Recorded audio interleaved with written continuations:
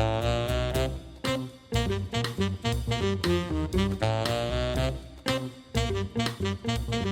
very nice to meet you, Yeah, finally. nice to meet you too, man.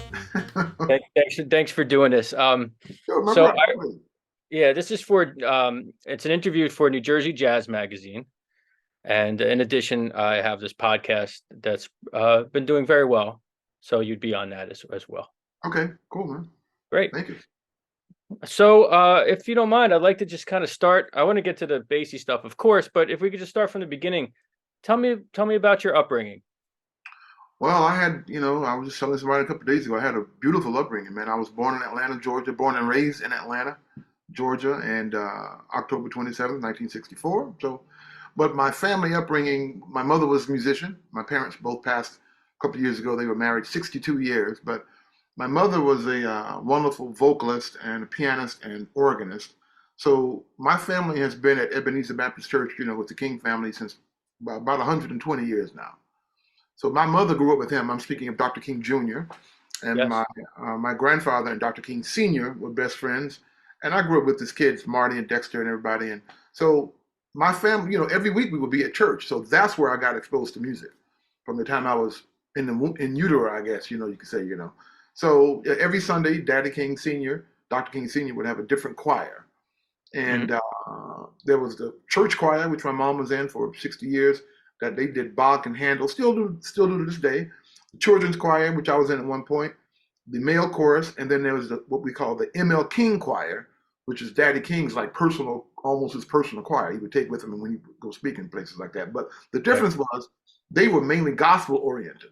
They didn't use the big pipe organ up in the choir stand. They used the Hammond B3, which is down on the bottom of the sanctuary floor. Hmm. And that choir was always my favorite because I used to love listening to the organist walk the bass lines with his left foot and all of that. Sure. Yeah. So I Yeah. grew up hearing that. So when I heard Basie for the first time, I said, "Oh, that's the same thing I hear in church. I hear that every Sunday." That's why I could connect to it when I was 7 or 8 years old. It's the same thing. And I tell people all the time that the jazz orchestra is just an extension of the gospel choir. That's all it is. About the same size. It's just more sophisticated. So that's how I got into jazz and Basie. Then I started playing trumpet when I was 9, which is almost 50 years ago. And I just been, I had great teachers, man. Grew up in the Atlanta or DeKalb County school system, which is right next to Atlanta. Right. And my high school band director was one of the most important people in my life and development because he saw it. He saw me at an early age and kind of saw that I had some talent. He made a couple of suggestions to me that changed my life. Well, he didn't make suggestions. He told me back in those days. He could Right. tell you. Right. And the first thing he told me something about a trumpet mouthpiece. He said you should be playing a Shilke 24. The next day, me and my parents got a Shilke 24. That made his mouthpiece was bigger, because we have thick lips. And that made the instrument easier for me to play. Then he made me get a private teacher. Then one day he said to me, just out of the blue, man, he said, Count Basie is in town and you're going to see him tonight. Pointing at me just like that. He just walked off. I said, okay. Because back then, you listen to what your teachers told you to do, right? Right. Went Sure. to see Basie. The rest is history, man. I mean, and not to mention my connection to Winton when I was 17, that still continues to this day. Freddie Hubbard, all these great people. So I've been very fortunate. The university that I went to from my undergrad, Florida A&M University, which is where Hmm. Cannonball and Nat Adderley went. Right. That was a very important part of my development. That's really where I developed with my other important instructor, who's still there. He's chairman of the music department now, Professor Lindsay Sargent. So from him, he was able to hold my feet to the fire about practicing and things like that, and he made it conducive to learning. He would give me the key to his office on weekends. Man, he had 1,000 albums, Hmm. grand piano, man, and a stereo system. That's all I needed in my horn. So I Right. was, I really wanted the music, and at the same time, I'd met Winton in the summer of '82 in London, and so on a weekly basis, I'm talking to him on the phone. He's playing over the phone. This is back in 1982, '83, all that, and Hmm. man, so that really kind of spurred me on to really, really realize what my passion was. And I realized, oh, it's music. That's what I'm supposed to be doing. I just knew. And so I've just been trying to get better ever since, trying to learn. I'm still studying, man. I'm not music. You never stop learning. You keep learning. So I just had a great foundation with great teachers, great supportive parents and family. I never had anybody tell me you can't do that. Never in my entire life. You shouldn't do that. You should do that. How people. I've heard parents tell their kids, "Well, you should have a dual major just because you don't make it in music." I've never had anybody, and even if Yeah. they had, I probably would have ignored them because I knew better anyway.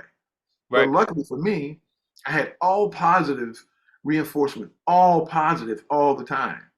And so that's what I try to get to my students. The word can't, and I don't know how, is not a loud term in my office. We don't even use those terms, Sure, you I know. agree. And Yeah. so that's in a nutshell, how it is. I've written a book. Been in the Basie Orchestra now for 30 years, 10 years as a director, and just still, teaching at Florida State. I'm in my 20th year there. Got a bunch of private students around the world that I deal with. So I'm just, moving along. Yeah, yeah. So let's unpack some of this if I could, because that's a lot. Yeah, That's yeah. great. First of all, just being around the King family. I mean, did was there a certain heaviness to it, or I mean, just knowing, I mean, their legacy and Well, I'll tell you what, man. When I was growing up there, so I was born in '64. He was killed in '68, and even though I was 4 when he was killed, I could feel something going in that church every Sunday because there was a big photo of him, a big painting of him. right. When you walk into what we call the educational building, going to Sunday school and the offices and all that. So I would see that, and I just knew from that must be an important guy. And when I was 3 months old, he christened me when I was 3 months old. And Mhm. there is a tape of that somewhere. We're still trying to find. The SCLC is helping me to narrow it down. And right when I got in touch with them about that, COVID hit because they Okay. began recording. That was a month after he won the Nobel Prize, so we were already recording all of his sermons. So there's apparently an actual recording of him holding me up as a baby saying, and my mom remembered what he said. I don't have to get into all that. But anyway, and then several years later, I was baptized by Daddy King when I was 6. And man, Mm. I have home movies here, man, of the King family at my house, man. Again, this is stuff you growing up there. You're like, y'all come downstairs in my pajamas. My parents are giving a Christmas party. And that's Daddy King right there. Hey, Daddy King, I got that stuff on video, man. And I'm Yeah. looking back at it, I said, man, do you realize how lucky I've been? So my parents, my mother's particularly growing up in Atlanta, she knew everybody, man. Julian Bond, he was a family friend of ours. Matter of fact, Julian came to see me as director with the Basie Orchestra a few months before he died. He took a special trip back to Maryland just to see me. John Lewis Amazing. is a family friend of ours. All of these people were at our house, man. So I grew up in an environment where I'd see Coretta every other week at church. Christine Farris, Dr. King's sister, who just died. And again, growing up there, to me, it was normal because Right. that's just happening when we go to church. I'm Mhm. not. But as I graduated to college and came out here and left Atlanta when I was 17 to go to school, and I can look back on it and then start seeing all of these things about the holiday and I'm like, oh my goodness, man, So then I started to feel the not weight of it, but the great privilege I had because I knew Daddy King personally till I was 17. I knew him. He would see me and Barnhart, how you doing, man? Again, looking back on it, it's like, what? And one day, I was just telling my girlfriend about this, man. One day I was 9 or 10. And at that time, when you're a kid in you're supposed to be in Sunday school. Me and my little buddies, we didn't want to go to Sunday school this one particular Sunday. We wanted to jump the church fence and go to the candy store. That's what we Mhm. wanted. Yeah, So kids. my parents, yeah, so so we supposed to be in Sunday school. Here we are sneaking, and that fence is still there at the church to this day. Here we are climbing this fence, this chain link fence, trying to get over the fence. And Daddy King happened to be driving up at that moment in I'll never forget it, 1973 green station wagon. He had a Plymouth station wagon. He's in the driver's seat. He had a driver. And he's driving up to pull into the back to park near his office where he walks in. And he sees me, I'm straddling this fence. I got one leg on one side, one leg. And he says in the loudest voice, is scared to hell. He said, Barnhart, if you don't get off that fence, man, I thought, oh my God, this guy, and not only him, but my parents, when they found out. So that's the Right. kind of stuff, man. And the last time I saw him, it was a year before he died, or within months before he died. I happened to be in Atlanta visiting the family. It must have been Thanksgiving or something like that. And he was at church that day. And before I walked in, I happened to be standing on the sidewalk. He said, Barnhart, how you doing? I said, I'm doing good. I'm down in school, blah, blah, blah. He said, hey, man, could you mind putting some eye drops in my eye? So, man, here I am with Dr. King Sr. taking his hat off, taking his glasses off, lifting his eyes back, giving me the little bottle of the eye drops. And I'm putting eye drops in this cat's eye, man. That's crazy. I'm Yeah. serious. But again, my family has been there since before Dr. King Jr. was even born. His grandfather, who was Mhm. Reverend A.D. Williams, is from Greensboro, Georgia, which is where my whole family's from. So Reverend Williams, before he became the main minister there, was the assistant minister. My mom told me the story, and you can you can look all this stuff up. But he used to be the assistant minister starting in 1894 or whatever it was, until he died in 31, or until he died in 1931. But when the main minister died in 1894, that's what it is, they offered the church to him. So he had been taking a horse and buggy every Saturday night to Atlanta to be the assistant minister on that Sunday for years, man. So when the main guy died, Reverend Parker, they said, Reverend Williams, would you mind, And he moved to Atlanta, and he moved his family with him, which is how we're related to the Kings, because my mom's side of the family is related to Reverend Williams. That's Oh, why we are there. We're like third or fourth cousins or something. But anyway, that's how my mom's side of the family ended up there. So then Reverend King's, when he had a daughter, she married Dr. King Sr. Then they had Dr. King Jr. and AD and Christine and all of that. My mom grew up with they all grew up together, man. So, and the stories that my mom had, and at one point in the 90s, my mother was the tour director at the King Center, at the church there. She was the tour director. okay. Because her story, she could tell the personal connection, and she knew all the history and everything, all of that.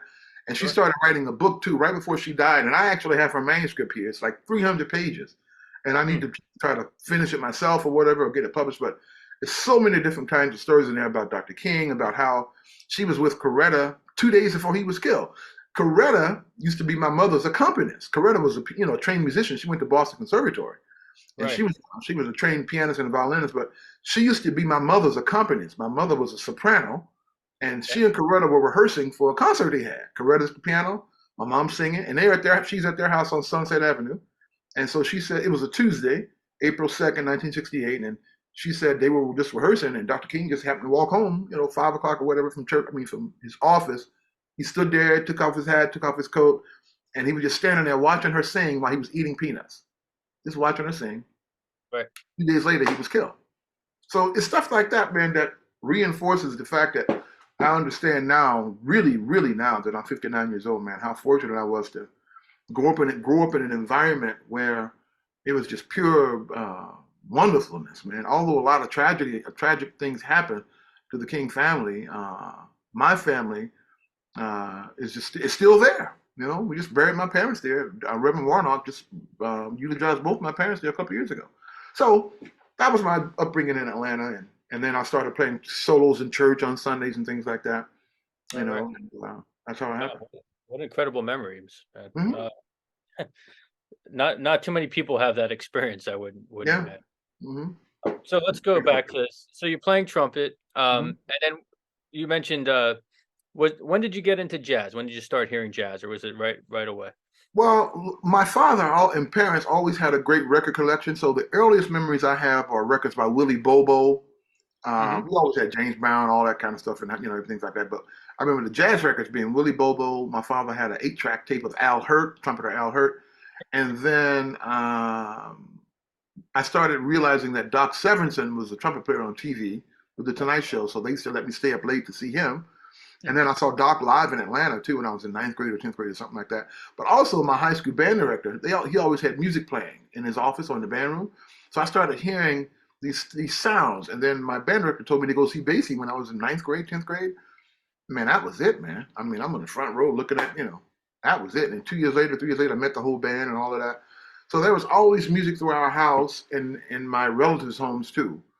And the other thing about Daddy King is about once a year or so, he would have a world-renowned classical artist come to the church, classical pianist, opera singer, or whatever. So we would see that, and the school, music was always in the schools when I was growing up too. So it's a little different now, I think. But so I was surrounded by music all the time.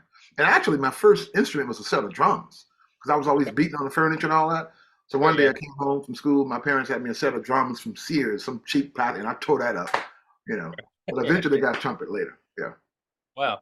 So when you first saw, I mean, were you aware of Basie's music before you saw him, or that was your first? That's a good. I don't think so. Not to the level that I think. I don't think so because my band director. Put it this way: had I known about Basie, I think I would have known they were going to be in Atlanta.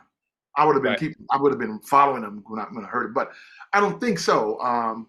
But he knew that was something I needed to go do. He just knew instinctively this young fella here. He needs to go see that, and it Okay. changed my life, man. I mean, I was 1979, 80.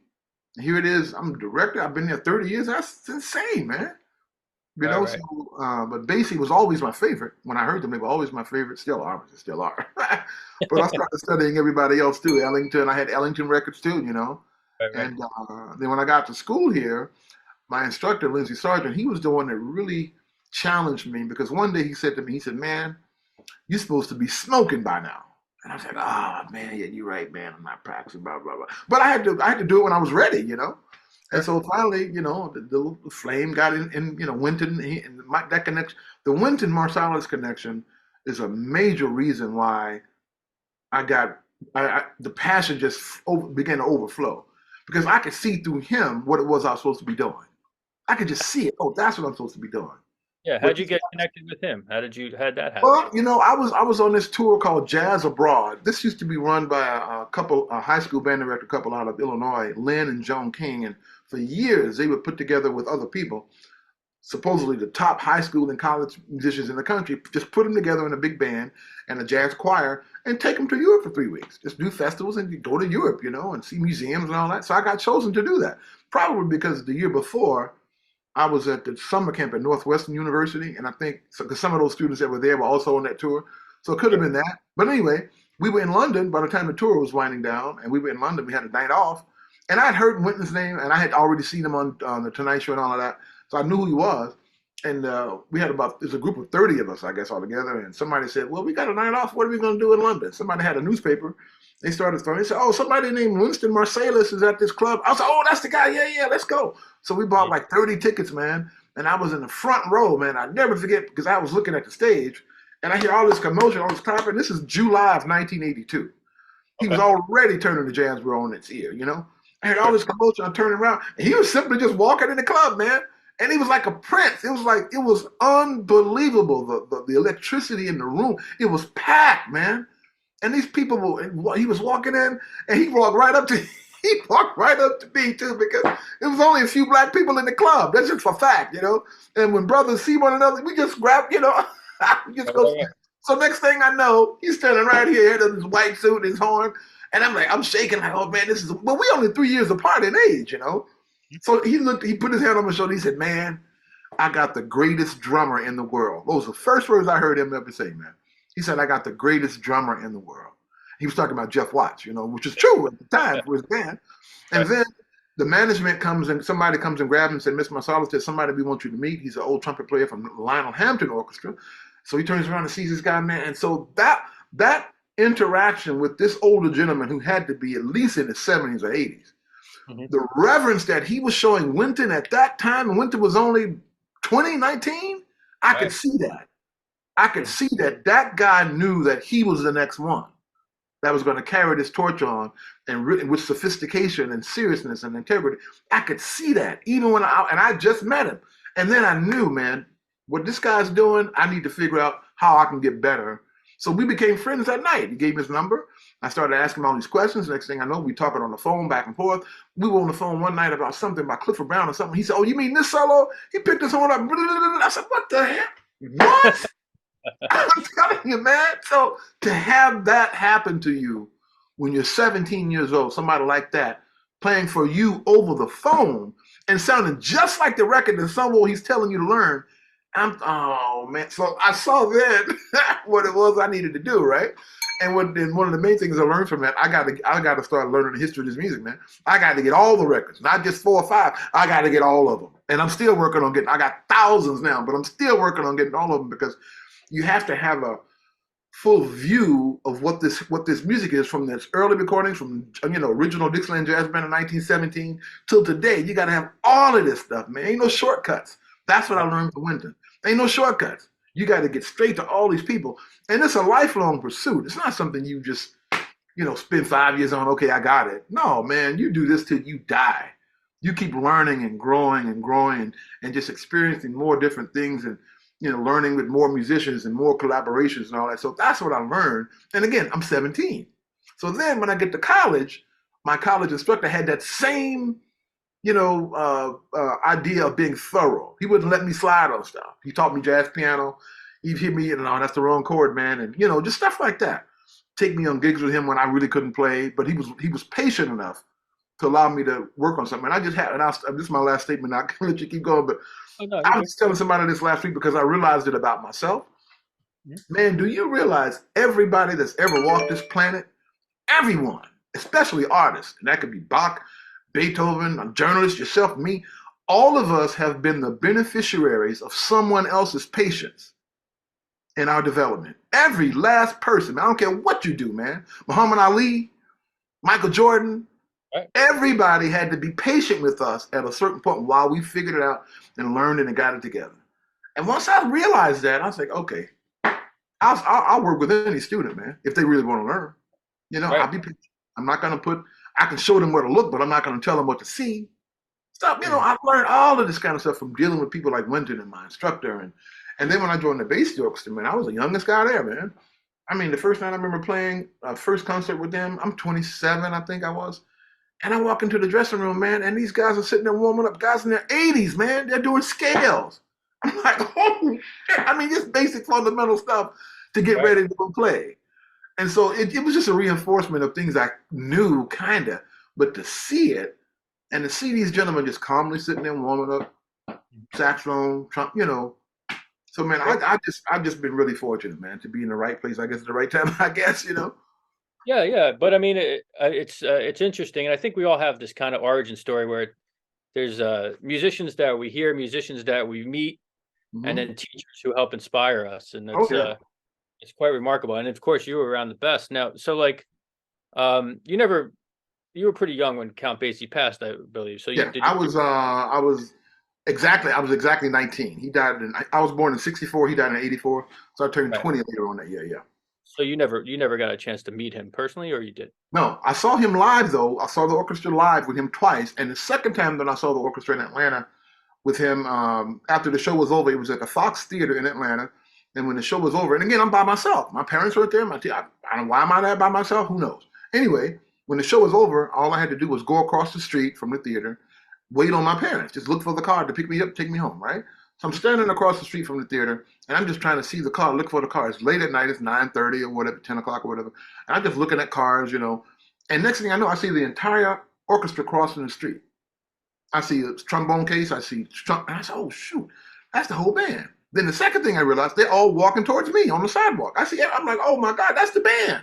And they're walking right towards me. I didn't realize I was standing in front of the door to their hotel, man. They were going back to the hotel. I'm right in front of the entrance of the Georgian Terrace. That's the name of the hotel. Georgian Terrace. It's still there. So anyway, I recognized one of the trumpet players when he came down front to take a solo. I remember his face. And I must have said, hello, I play trumpet or whatever I said. But he said, well, come on inside and have dinner with me, fella, come on inside and have dinner. I said, oh, okay. So I'll go inside and I'm sitting down with Sonny Cohn. Sonny was in the orchestra for 30 years. And we're sitting at a table right by the window. And then it dawned on me, oh, shoot, my parents are looking for me, right? So I see the car going up and down the street. I'm talking to him. We're Right. talking music, trumpet stuff, and all this. And I finally could wave at them because I'm right at the window and they see me, man. And again, my parents, man, beautiful, man. So they simply pulled over to the side, put their flasher lights on, and they sat and waited on me because they saw I was in.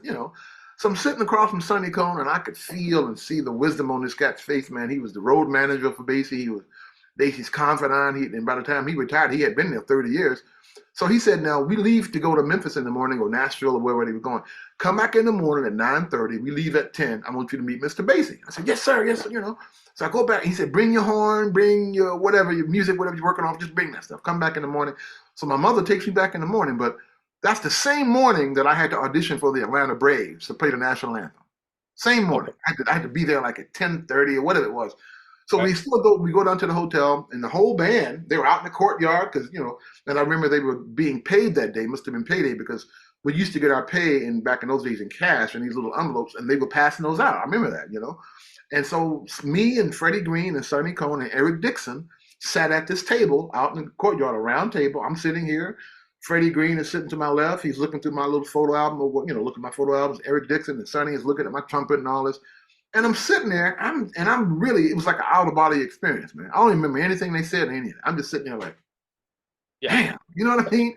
But Yeah. Basie was up in his room because he was at that time in his motorized cart. So he hadn't come downstairs yet. So I had to leave before he came downstairs. That's why I Oh, never met him personally. But I felt like I met him, and I've had some strange out of this world dreams, man. That I mean, I ain't even got time to tell you that. So it's a whole nother level of what if it's subconscious, whatever you want to call it. But I've had some strange dreams that showed me exactly what was going to happen, and it happened. I mean, exactly. I'm not making this stuff up, man. You can't. And it was if they were like 2 or 3 in a row, 5 or 6 years before the event actually happened. And when the event happened, I was like, what? I'm telling you, man. So I was supposed to be doing what I'm doing. There's no, Yeah. it's no. Oh, I can't think of it any other way. So I just feel a great level of respect, and I'm very protective of his legacy. I want to preserve it, which is what I'm always working on, and perpetuate it. It's still there's no reason it shouldn't be here another 100 years from now in the hands of somebody else who deserves it.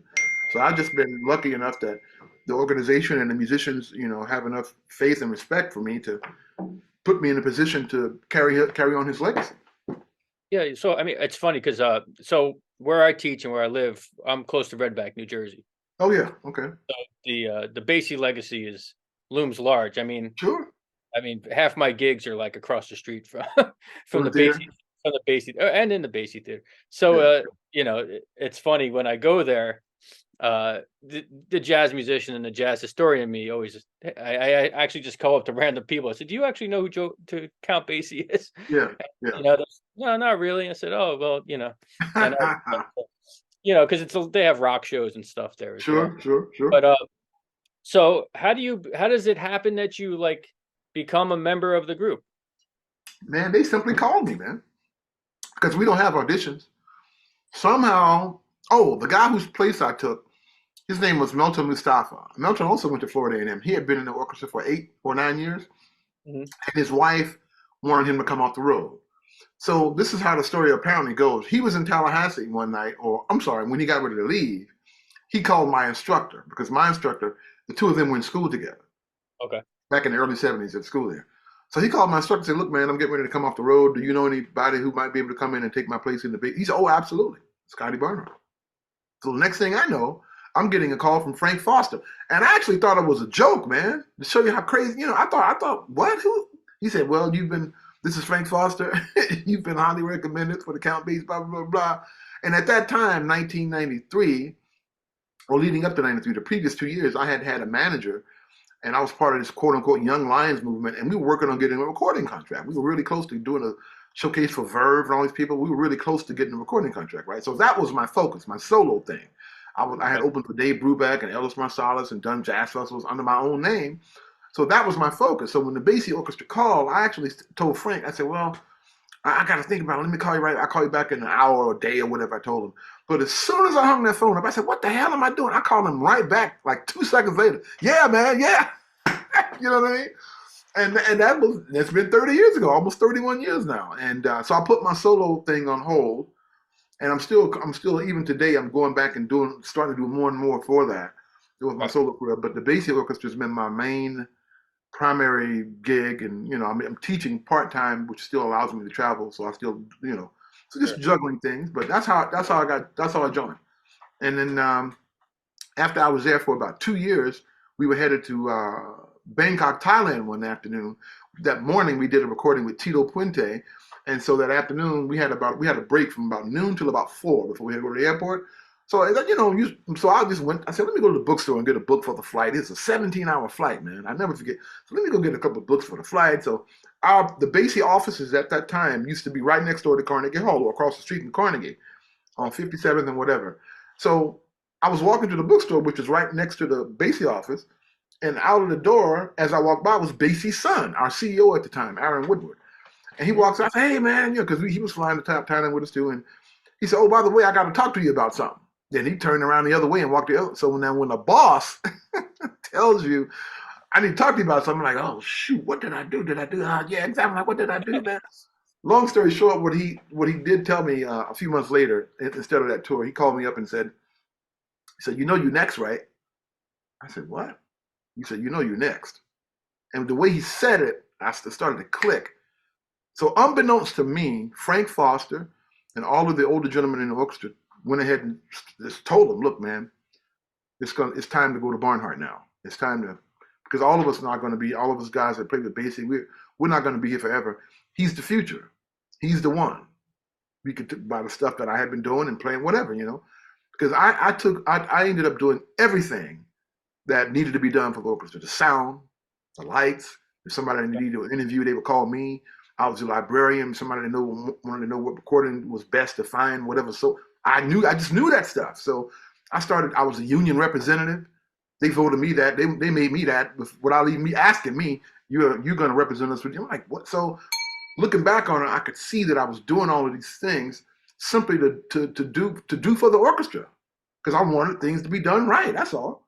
Right. And so as a result of that, it was already in place. And what ended up happening is that when Foss retired, Grover Mitchell, since there were still a couple of guys that had played with Basie, they wanted to continue with someone that had played with him before they gave it to me, which was what happened. So I just sat back and did what I kept doing, doing everything. I still do to this day. I still do the sound, take care of that. And I just wanted to do whatever was necessary to ensure the success of the orchestra. I don't care what it was, man. That's just how I feel about it, how much I love and respect what this orchestra stands for and what Mr. Basie left us. He left us a legacy that's really now an institution. It Yeah. really is. When you really look at it, man, this is it, man. I told somebody just yesterday, Urilie Hill founded the New York Philharmonic in 1852. The New York Philharmonic is still at the top of its game, 171 years later. What's the common denominator? The person in charge who knows how to get the right musicians and play the right music. End of story. Right. But they've been doing that consistently for 171 years. What's the difference with Basie? It's the same thing with the Basie Orchestra. The same thing. Basie, then Thad Jones until he died, Frank Foster, Grover Mitchell, Bill Hughes, Dennis McCrell, myself. And after me, it'll be somebody who hopefully is just as passionate about it as I am. That'll do the right things musically, hire the right people, play the right stuff, and uphold Mr. Basie's name the way it's supposed to be held up. And so I just, again, man, it's a daily thing for me. It's not 1 hour that goes by that I don't think something about what we need to do or what we can do.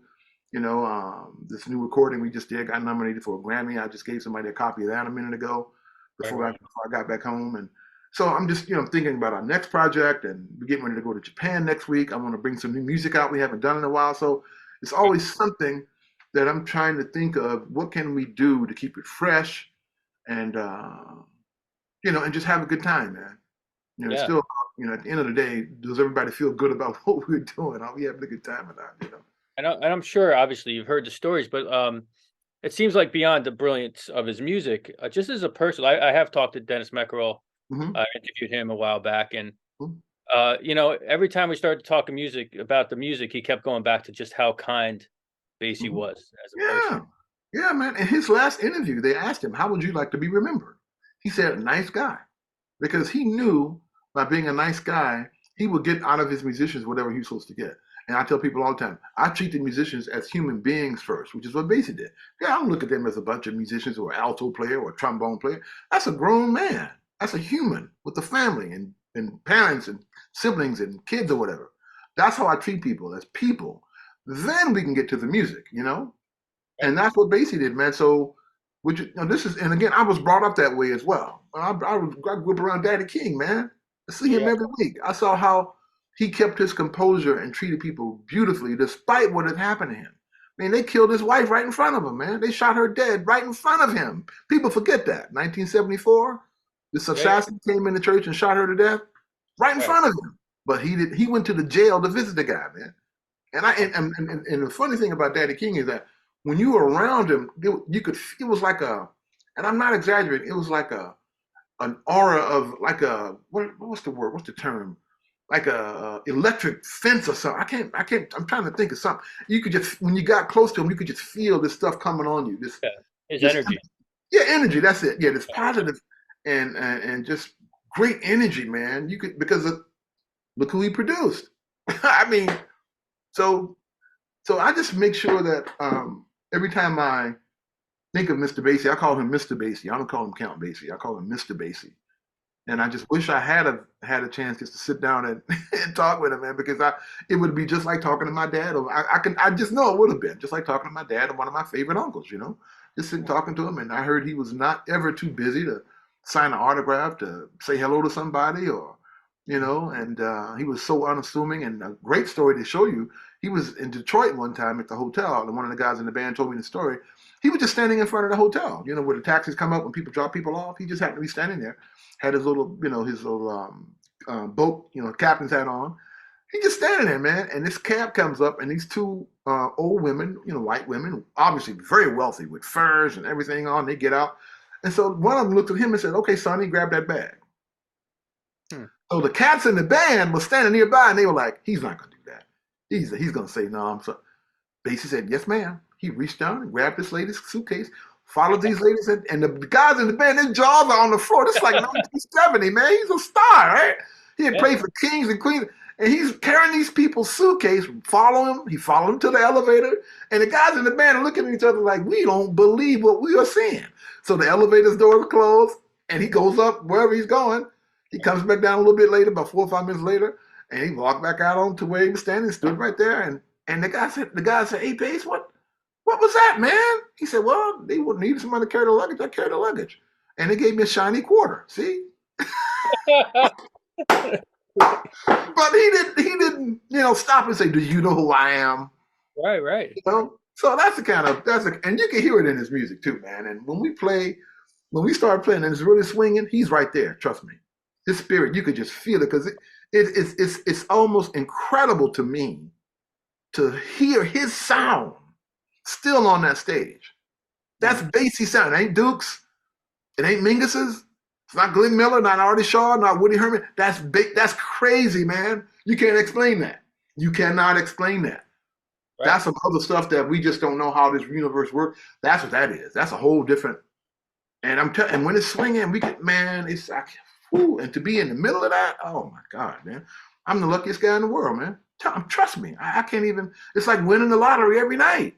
When we're up there and it started to swing, and then you see the look on the crowd's face. They're just like, you know what I mean? Right, when they lock it So in.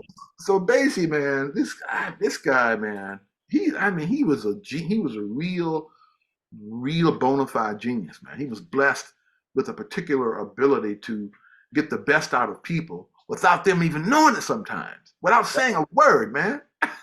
He Yeah, would just yeah. go out, No, I believe. I mean, even just looking at the history, how he essentially, like Benny Moten, essentially gave up Yeah. his own piano chair That's to, right.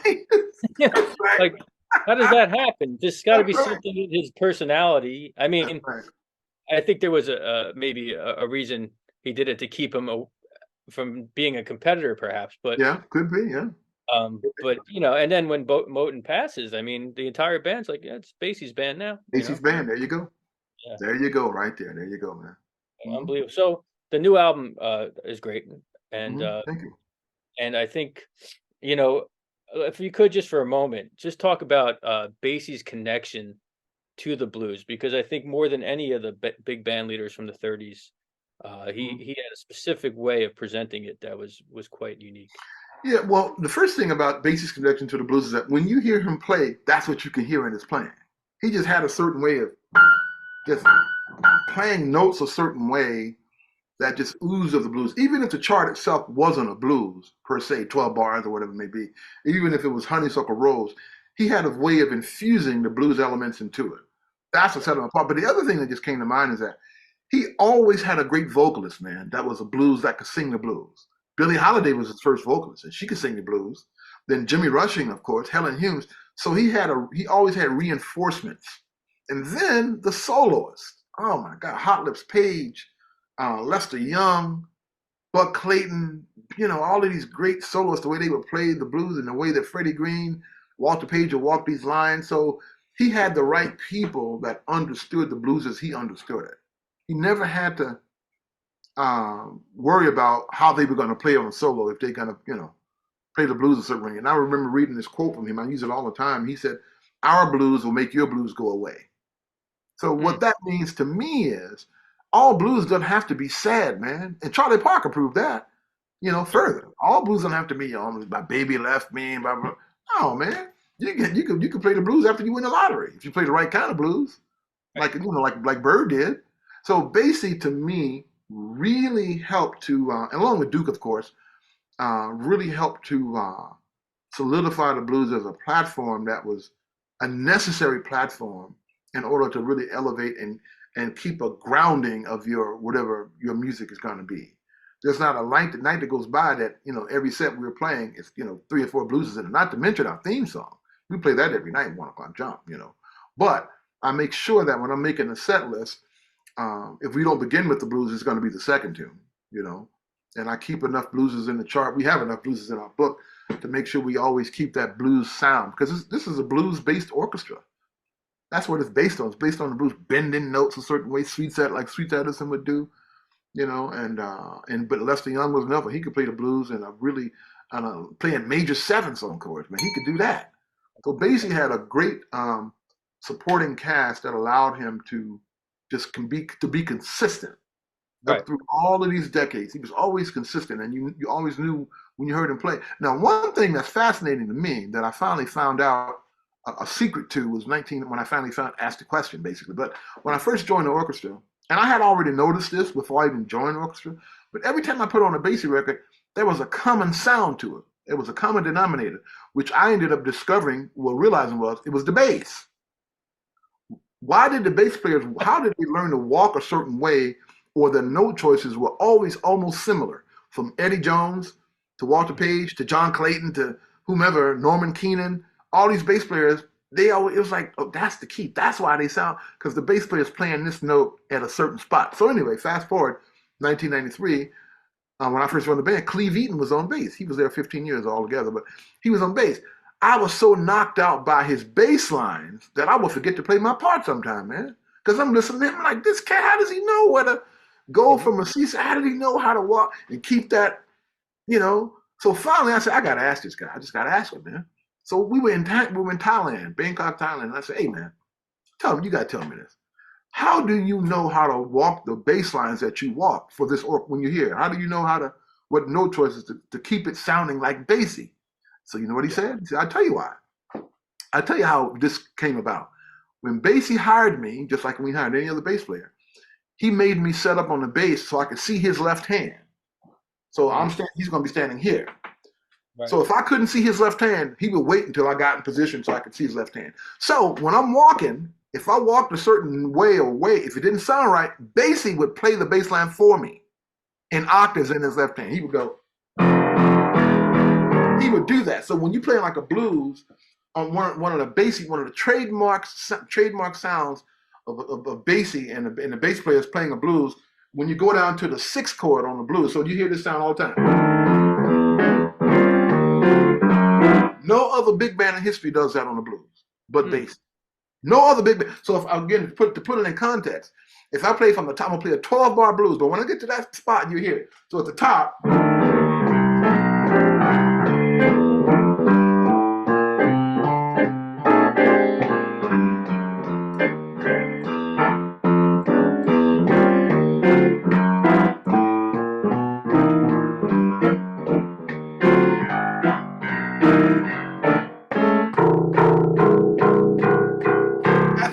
Man, that's a Count Basie bass line.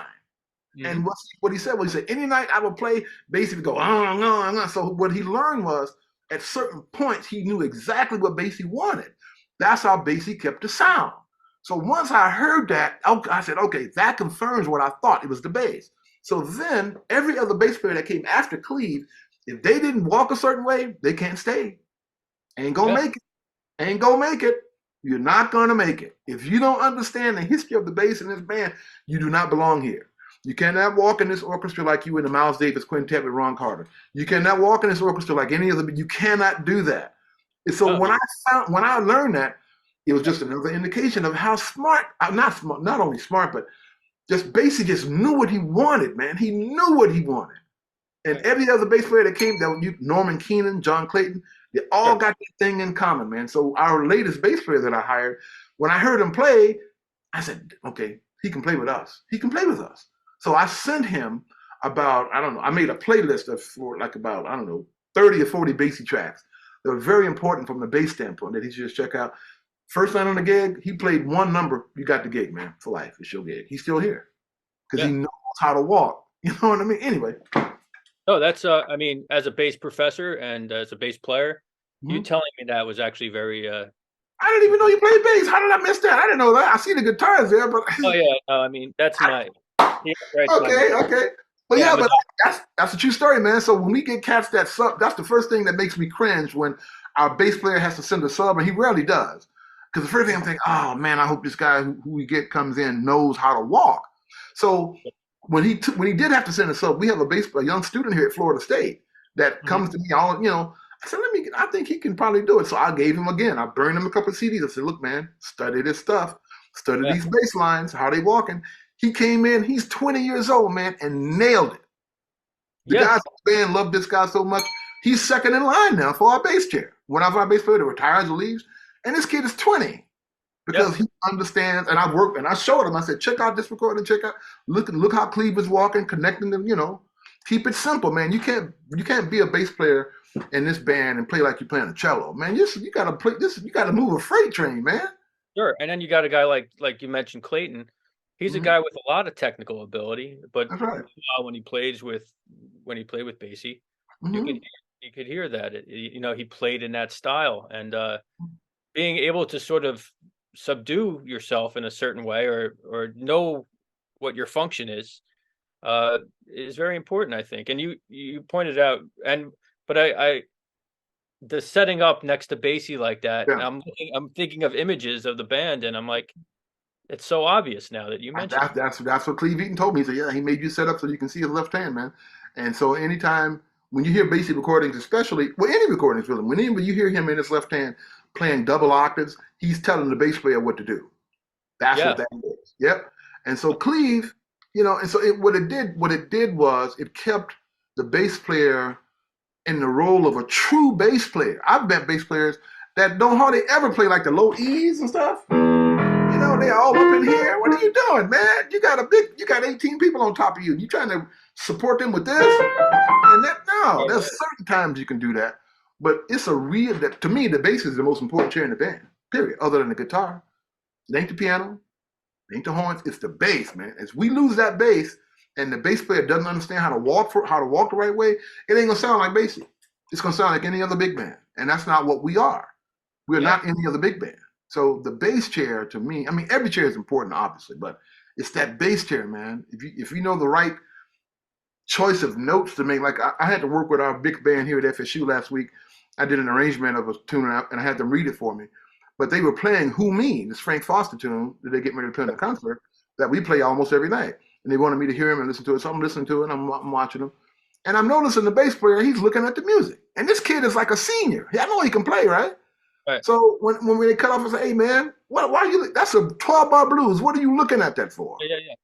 What are you doing?" he Right. hadn't even thought about it. He just thought, well, they put a chart in front of me. It's like, man, go on YouTube and look at the band. But you see basic bass players looking at music. What is wrong with you? It's a 12-bar blues, man. Yeah, Walk yeah. a 12-bar blues. I want to hear you play. You can Right, play a right. blues. So anyway, the bass chair, man, is just man, that's crucial, man. I mean, I'm Sure. a closet bass player too, as you can tell. I mean, I can play any. I'm sitting at the piano, any standard, any key, any tempo, and I learned how to walk bass lines simply because I learned. I'm going to talk when saw Cleve play. I said, man, I got to learn how to. So I literally learned one of his bass lines. The record is Kansas City Shout, and it's a blues Sure. record called Kansas City Shout, and I forgot the track, but the bass line.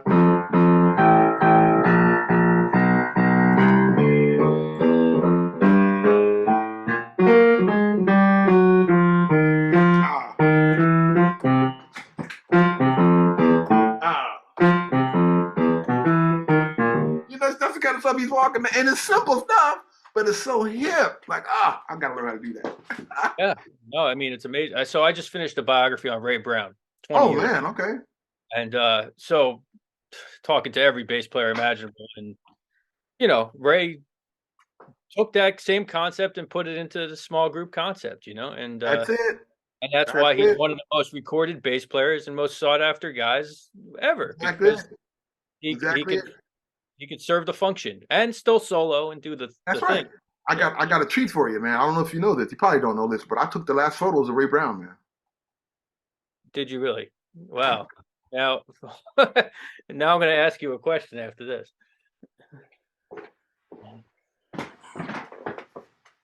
Oh, wow. That's a great photo.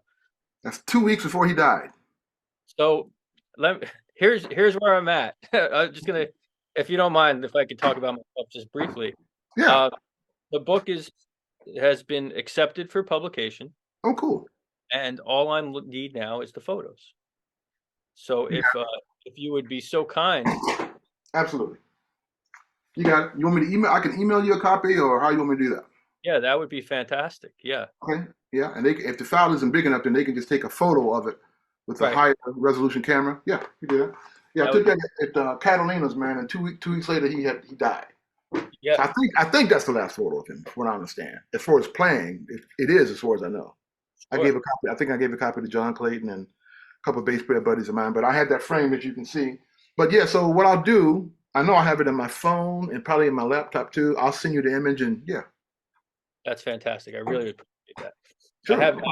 I have his high school photo. Oh, Uh, okay. I have his high school yearbook, so I think I have one of the earliest photos of him. But Okay, cool, to have man. the last one would be something else.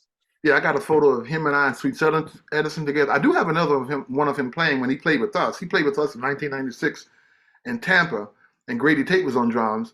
So I just said, look, I was playing fourth trumpet at the time, which is right next to the drum. I could see him. So I said, man, screw this. I got up out of my chair and went round the front of the band and got a photo. So I think that's in my phone too. I'll send that too, so you can see that. Unbelievable. Thank you so Yeah. much. Hmm. Great. I don't want to keep you too long. So, Okay. the Basie Swings the Blues album.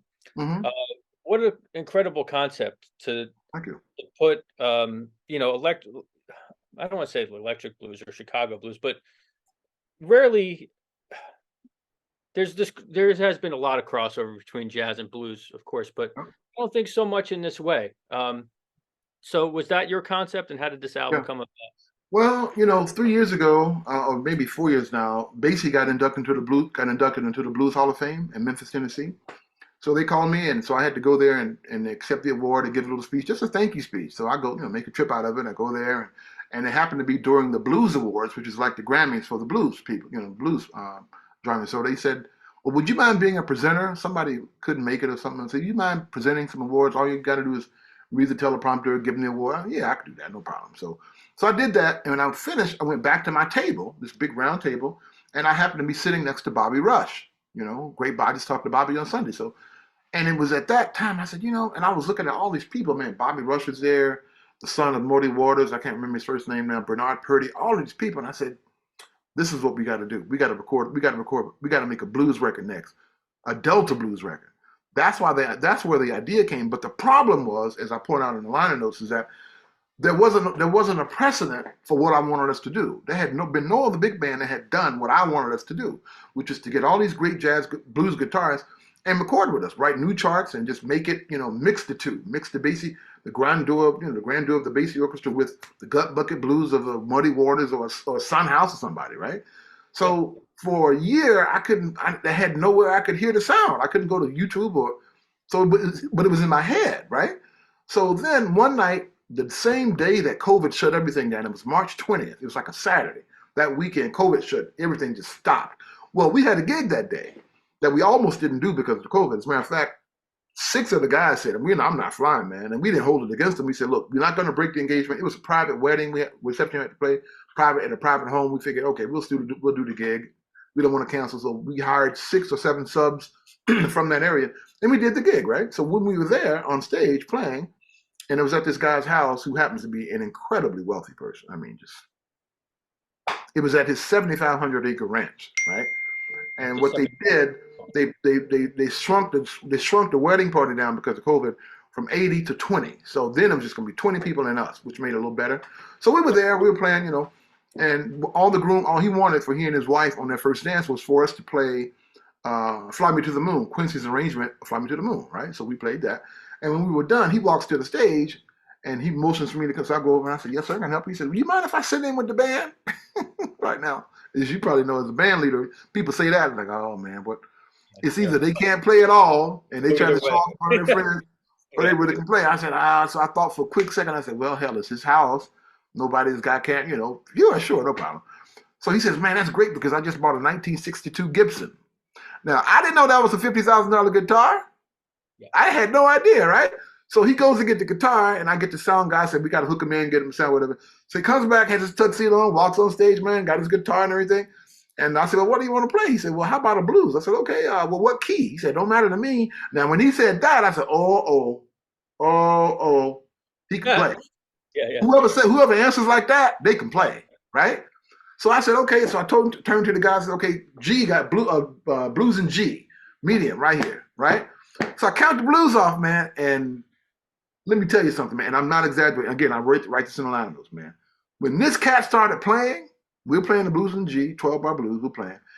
He started sounding like every blues guitarist in history rolled into one. I was astounded. I couldn't believe what I was hearing. He was bending notes and I'm like, what the fuck? And then so I told the saxophones, go ahead and do a riff. Then the bones had a riff going. And so now we got all these three riffs going and he's playing. That was the sound I had been looking for a year, man. That was it. Because I said, oh, that's the sound. That's the recording. It happened just like that when I least expected it. Now I know what we got to do. And so I was so excited, I couldn't even hardly stand still, man. So we played the tune, and I couldn't tell them about it then because I was so excited. I don't know what I would have said. So I waited till the next day. I flew home the next day. I got on my laptop and I wrote his assistant, the guy we had been dealing with about the sound and logistics and all that. And I just said, hey man, get this note to RJ, blah, blah, blah, blah. Tell him how much, whatever I said. Sent the email off. 15 minutes later, I hear, ding, I get an email. So I'm thinking it's somebody, it was him writing me back. He said, oh man, that's great. I'm glad I could be inspiration, blah, blah, blah. And by the way, anything you need for the recording, let me know. I said, what? This guy's one of the richest guys in the world, man. Yeah. I said, oh, okay. So anyway, matter of fact, he texted me this morning. So we're still friends, but that's kind of how the concept happened because I finally heard what electric guitar would sound like with the Count Basie Orchestra playing a blues. Sure. I finally heard it. And then it was just a matter of talking to John Burke and figuring out who we were going to get as special guest. George Benson, you got to get George. Got to get Buddy Guy. Got to get Kev Mo. So we went through our list and we got everybody we wanted. Everyone, man. And I ended up driving down to Mississippi to do some research. And I went to Morgan Freeman's Club, Ground Zero in Clarksdale. I went to the place where Charlie Patton used to work and live. I went to all of these places, man, taking photos. Photography is a hobby of mine, as you see. So some of the photos that are on the back cover, that's my photo. So that's how it happened. And we did it in 2 days as far as the major bulk of the recording in LA. And then about 5 or 6 people that couldn't make the session, they overdubbed their parts. And there you go. That's I have to commend you on the fact that, and it seems like you were very cognizant of it. The arrangements are such that it doesn't take away in any way from the featured vocalist or guitarist, and it still has that bassy sound, of course. Yeah. But it really, and in the same way, I think that Basie might have even done it, where when it's time for the soloist, the band is there, but they're not the focus. And exactly. So man, I think I must have listened to, no joke, over 500 songs, man. I went nuts at Amoeba Music, all these great record stores, because I had a budget, I bought hundreds of recordings, man, and listened to every single track. Leadbelly, Sunhouse, you name it. Charlie Patton, the complete recordings of Charlie. I went through all of this stuff to try to narrow that thing down to about 20 tunes that I thought would be workable for us, and we finally narrowed it down to 12. So the material. And I just wrote one instrumental. That's a new company that I just wrote myself. I thought, what would it have been like if Charlie Patton had walked into a club one night and sat in with the Count Basie Orchestra? What would that have sounded like? So I wrote a chart based on that happens to feature our Charlton Johnson, who was the Basie guitarist when I joined the orchestra. But when he left, he joined Bobby Blue Bland. So what better person to be featured, have him featured on? So he came in and starts with him and ends with him. And in the middle, I just put background riffs like we did at the thing, and some of the background riffs, like Sweet Edison had a favorite trumpet lick that he would make. I make the whole trumpet section play that lick as a riff. So I just wanted to keep it. What would it sound like in a club? If Patton had just walked in and started playing. And so the rest of the 11 tracks are tracks that I chose very carefully, and I got the arrangers, Andy Farber, Chris Johnson, and myself, and we just made sure that we had the right stuff, man. And it exceeded my wildest expectations. Really, I knew it would sound good, but at the session, when we heard the first playback, we were like, oh, damn. You know what I mean? Because that was a new sound, man. That's a new sound. Electric guitar like that over the, man. But I knew it could work, It definitely works. And what's so great about it is, like, really you put the history together because, really the jazz and the blues were kind of happening at the same time. Those 1920s recordings. That's right. Talk about Patton, like 23, 24, whatever. And but they, they rarely would intermingle in that way. You have That's stuff right. with like Bessie Smith and Yeah. Louis and stuff, but the guitar in that, I mean, I think it was such a great concept, and the way you handled it was beautiful, man. So I commend you. Thank you, man. Thank you, thank you, thank you. Well, we had a good time doing it. And I'm just matter of fact, I called George Benson on Sunday just to thank him again. That's what I did with Bobby too. Just thank you guys for doing it. But they You were able they to were so excited about it. Matter of fact, they were so excited about it. George was so excited about it a year ago. He yeah. called me on when he was in France, man. He said, "Hey, man, are we still recording?" I said, "Yeah, man, yeah, man.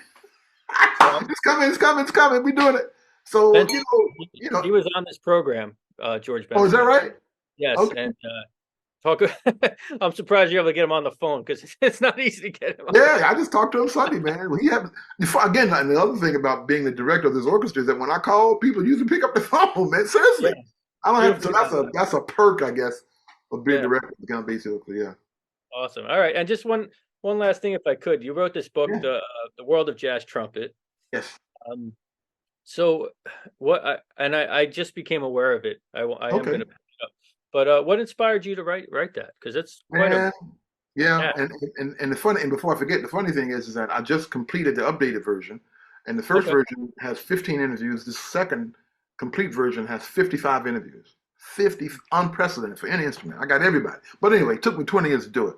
But what happened was I was on the road with Marcus Roberts in 1991, 90. We were playing a concert at Georgia State University in Atlanta, and they asked us before the concert if we each of us would give a master class for our instrument. So for me, that meant jazz trumpet. I go into a room with a bunch of trumpet players or whatever, and I Yep. just give the history of jazz trumpet. I play Louis. I talk about Louis Armstrong. I play his solo. I talk about Dizzy Gillespie, and I just played these solos up through the lineage all the way up to Winton. And if there was any one of the people that I talked about that I knew personally, I would just interject my personal anecdote with them, like how I met Dizzy, how I met Freddie Hubbard, how I met Nat Adderley. I would talk about these little stories. So when it Sure. got to the Q&A, this first question, he said, "Man, that's great information, but is any of that written down anywhere?" And I was like, "Damn, Mm. I'm gonna think of it. No, it's not." Okay. Then next question, right? So I, so this is September of 90 or 91, or 90, September of 91. Anyway, September. The following January, I hadn't thought too much about it over the last 4 because I was busy and on tour and all that. But one night, it just hit me. You know what? Damn, we don't have anything. So I work backwards on certain things, right? So I said, now, if I were to walk into a bookstore and I saw a book that said the history of jazz trumpet or the world of jazz trumpet, what should be in that book? Well, obviously, to me, the most important thing in that book are interviews of the people, the jazz trumpeters themselves, the people that lived it and made the music. That's the first. That's the most. I don't care what else is in there. That's got to be there because you want to hear from them, because Yep. their testimony is unimpeachable. You can't. You can't. Freddie Hubbard tells you something. You can't. That's what it is. Period. Ain't nothing you can do about it, right? So that's how I began, and then I realized, okay, well, I need that, but I also need to intertwine the history of the instrument itself. So then I just began. So all of these things began to unfold in front of me, and then I sat down when I had a yellow legal pad, and I said, okay, how many trumpet players do I know off the top of my head? I just started writing names down: Armstrong, Miles, whatever. And when I was done, I had 75 names, and that's not bad. 75 just to do that like that. Well, by the Right. time I was done researching, man, I had 1,200 names, man. Okay. 1,200 people, man. So I interviewed 21, Maynard, Sweets, Bobby Shell, these people. It was 21 for the first group. And I wasn't even done researching, but Hal Leonard, the publisher, said, "Hey, man, let's put this out." I was like, "I'm not done." I said, "Well, what you got?" I was like, "Here we go. That's enough to put it out." So that's why they put it out in December 2005. But I knew I wasn't done researching yet. So now in 2023, I finally got these rest of these interviews done. Arturo, Faddis, Claudio Roditi, Wallace Roney, Terrence Blanchard, Nicholas Payton, Ingrid Jensen, Eddie Henderson, Randy Brecker, Chris Boat. I mean, everybody, man. So now it's 55 interviews that are in one volume talking about, I'm asking all these questions and telling them all this stuff. And I knew everybody too. So it wasn't like I was a stranger to any of them. I knew everybody. Yeah, So that's they were well. able to open up to me and tell me things that you won't find in print anywhere else. So that's how that book got started. And now with the second edition being done, I'm just going to tweak a chapter or two, and we're going to figure out if Hal Leonard's, I'm going to go to them for publishing, or either Wayne Winborn suggests Rutgers. So whoever does it, it just has to be done right, because this volume you will never find anywhere else with for any instrument either. Yeah. But it took me a long time, man. And I was patient about it. I just kept, John Faddis and I, for example, and Arturo, we just kept playing phone tag. Just kept, I can't do it now, I can't. And finally, I finally got it all done. I got all the interviews transcribed, and it's just ready to go. So some other things that happened to a radio show. We're getting ready to do that. So it's a lot of stuff going on, man. But that's how I started the book. And Freddie and Clark and everybody that I spoke to were just beautiful. I taped every interview, so I got every interview on DAT or digital tape or CD, so I can go back and listen every once in a while. And maybe one day there could be a book of just all of the interviews unedited. And that would be something, because some of those interviews were 3 or 4 hours long, man. And some of the stuff that Freddie Hubbard, for example, talked about, I couldn't put that stuff in print Yeah, because yeah. it would get people in trouble. No, he's You know what I mean? But he just told the truth, man. So anyway, that's how that began. And if you can't find a copy on Amazon, like a used copy, I could send it to you in PDF or something. If you can't find it. Yeah, I'd love to check that out. That's great. Yeah, that's got to get published for sure. And if you need any suggestions, I do have a connection with the Institute at Rutgers. Oh wow! Okay, thank you. Thank you. That's what Wayne Winborn told me. Wayne Wayne Winborn? I don't, just by name. Yeah, well, Wayne Winborn, he's in charge of he's like the head of the whole thing there, and plus he's in charge of Basie's archives.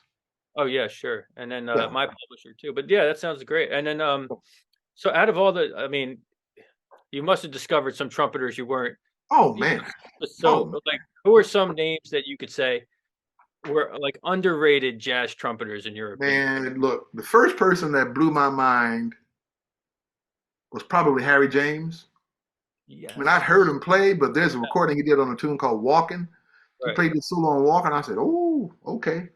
You know what I mean? But after him, there's probably my biggest unsung hero, man. Well, I knew him too, Pete Minger. He played with Basie from 1970 to 1980. Pete Minger. Then there's another guy named Don Goldie, Goldie, Don Goldie. Don Goldie recorded probably easily for me, solo break, Mm-hmm. Sure. Easily in the top 5 solo breaks of all time for any instrument. Don Goldie. Okay. And when I play this for people, they're like, what? I mean, it's so perfect. And a few things that we can call in jazz perfect. There's a few things I can think of, like Sweet Edison's solo on Did You Call Her Today with Ben and Webster, that record there. That's a perfect solo. Miles' solo on Freddie Freeloader, that's a perfect solo. You know what I mean? But Don Goldie, who died in 1986, used to play with Jack Teagarden. If you ever get the complete Jack Teagarden on Mosaic, that Mosaic box set thing, he's in there. And man, this guy, I bought a record of his called, I forgot that, I have to look it up, but it's Don Goldie. And man, it's called Brilliant. That's the name of the recording, Brilliant, which is obviously brilliant. So I'm just listening to it one day, man, and he's playing this Armstrong tune called Someday You'll Be Sorry.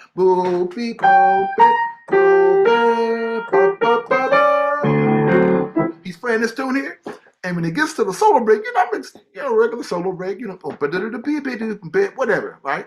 This cat, man, I'm gonna have to send you the recording. You see what I'm saying? So that guy right there, another guy, Don, by the way, Don Sleet is another one that blew my mind. Now, I'm at the point now, and I got this way 30 years ago. When I go to a record store, whether it was Tower, Virgin, or whatever, I have to go A to Z, man. I just can't go in and look for one. I'm sorry, I just gotta. It's gonna take time, but whoever's with me, and I tell them, if you with me, you need to go and do something else because it's gonna be a while. Because I have to go through. So that's how I found a lot of people. Just by names I didn't recognize. And, he plays trumpet. Damn, what's that? So Don Sleet did a recording in 1961. Guess who the band was? Ron Carter was on bass. Okay. Wint Kelly on piano. Jimmy Cobb on drums and Jimmy Heath on tenor. I was like, and that's the only record he ever did. But to look at the band, I said, what? So I get home and put it on. I'm like, this cat is ridiculous. I've never heard of him before. And after that recording, he got into drugs or something. So he just he never really, you know what I mean? Yeah, so it's people like that, man. Japanese trumpet player, Teramasu Hino, who's a good buddy of mine, not him, Tiger Okoshi, Patrick Arturo in France. Man, there's so many players, man. Even Fela Kuti played trumpet. There's a guy named Mungi something in Africa. So a lot of players, man. And I'm always just delighted when I come across somebody that I hadn't heard before. Because I just love the trumpet itself, period. I don't care who plays it. I just love the trumpet, man. So I've learned to really just be patient and just put on somebody's record from beginning to end. Don't have any preconceived, whatever. Just put the record on, man, and let it tell me what it's going to tell me. And so it's been that's just a few to point out, but there's been many of them. So that I pointed out, a person I hadn't heard of before until Jack Sheldon told me was on Clyde McCoy. You remember Clyde? You heard, Jack Sheldon, right? Jack Sheldon, trumpeter. He died a few years ago. So I was playing a portion of his interview for one of my students, And I remember asking Jack on tape, listen back. I said, Jack, how did you get into trumpet? He said, well, I heard this recording by this trumpet player named Clyde McCoy. I'm like, who in that? So I hit stop. I'm like, who in that? Clyde. So I Googled it. Clyde Right. McCoy, he made this famous recording called Sugar Blues in Okay. 1930, 31, something like that, with the plunger, wah, wah, wah, wah, just wah, wah plunger. Yeah. That's what got Jack into playing, and I did research on it. Clyde McCoy is from the Hatfield and McCoy family. Those two feuding families. And also, Clyde McCoy is the one that helped to develop the foot pedal, man. The electric foot pedal. Get out. Really? That's crazy. Yeah. So look it up, Clyde McCoy. When you look at his history, yeah. So I found out about him. So I went and got all of his stuff. So one person usually will lead me to another, and then that'll lead me to another. I just keep finding all these trumpet players, man. And Johnny Windhurst, Jimmy Duchard from London, Humphrey Littleton from London, who I interviewed in the first book. It's just a lot of people. Doc Severinsen, Doc's interview was great, man. And everybody I talked to was just very nice. And we just one big family. So now that I'm at 55 interviews, it's ready to be published. And I mean, I could go to 70 or 80, but that'll be too many. I think I just keep it at about 50, 55, Need And a volume 3 somewhere, say again? Save some room for a volume 3. That's all. Maybe, man. Maybe, yeah, man. But it's I got a lot of women trumpeters. In my first book, I wrote the very first chapter on women jazz trumpeters. Nobody had ever done that before. And it was a shame that I had to do it. I should have known about Billy Rogers. I should have known about Chloe Bryant, Tiny Davis. I should have known about these people, man. And they were nowhere in these books, man, other than when you look at footage of the International Sweethearts of Rhythm. That's it. But as far as being really, really written about, really, really studied, Valeda Snow is another one. Valeda Snow was so popular, man, in Europe, the Nazis kidnapped her, man, put her in a concentration camp for 2 years. Wow. Yeah. Valeda Snow. Valaida, Valeda Snow, like snow outside, And look her up. She was known as the queen of trumpet and song, man. She sang and played. And I came across a photo when I began researching her, a photo of her playing with Basie. I almost had a heart attack. I couldn't believe it. Standing in front of the orchestra on the solo, you can see Basie with the band with the CB on the stands. Why did I know about that stuff, man? Why aren't those stories of these women in these major jazz history books? They aren't there. They are not there. No, and that's a shame, man. These guys. So you have to understand, and that's what I tell students all the time. You got to understand the world we live in, a male-dominated world, man.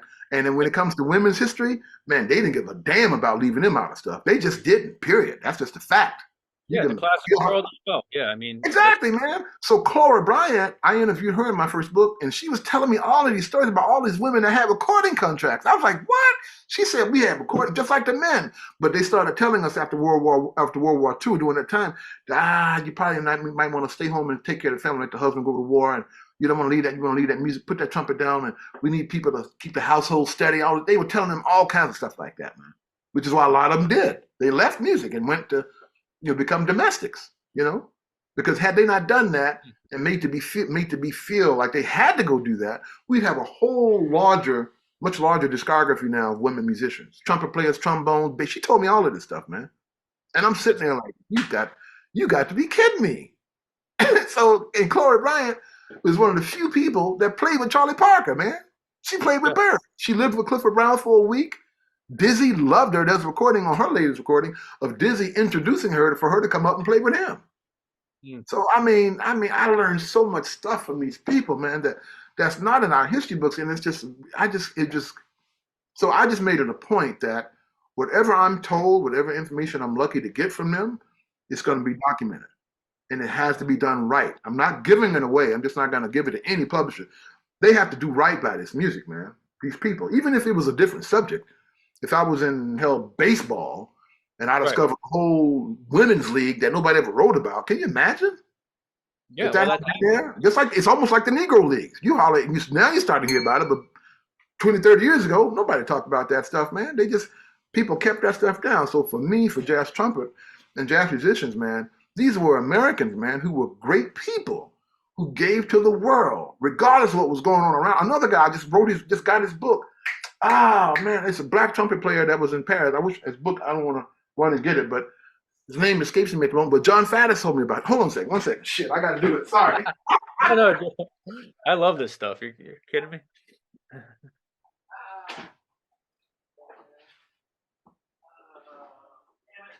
Give me 1 second. I'm finding it. I'm looking. No, you're good.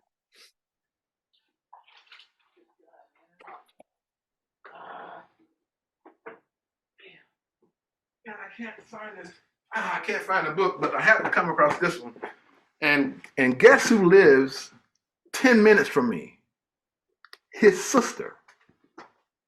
I was gonna in my notes. I was gonna ask you about Navarro as yeah. Look, my girlfriend's my fiance now. My fiance, her attorney happens to, when she was telling him when we first started dating, when she said, well, I'm dating a trumpet player, blah, blah, blah. He said, oh, well, my great uncle, was a trumpet player, kind of famous. So I asked him, I said, what is his name? He said, it's something like Fats. I said, oh, almost turned the car over, man. We were driving. I'm like, what? Fats Navarro? So that's what it is. So anyway, he said, yeah, it's Fats Navarro. I said, you got to be kidding me. And his sister still lives here in Tallahassee. I'm like, don't play with me. Like I said, don't play with me. I'm telling him, don't play with me. Don't play with me like that. Don't play. So it turns out Fats Navarro's sister lives in Tallahassee. Has been here since 1945, 44, something like that.